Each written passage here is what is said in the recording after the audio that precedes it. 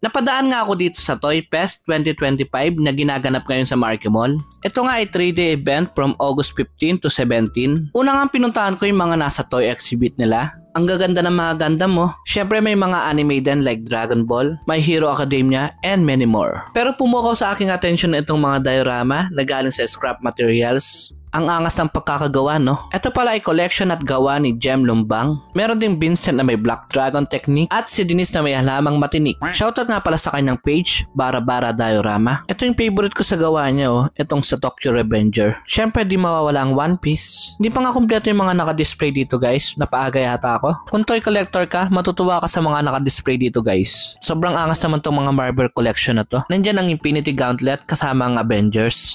At marami pang Marvel characters. Meron din palang WWE or wrestling figures, RIP Hulk Hogan, may mga Kamen Rider, at marami ding mga One Piece figures. Hello Baby Goku. Hello din pala kay Voltes Paiba.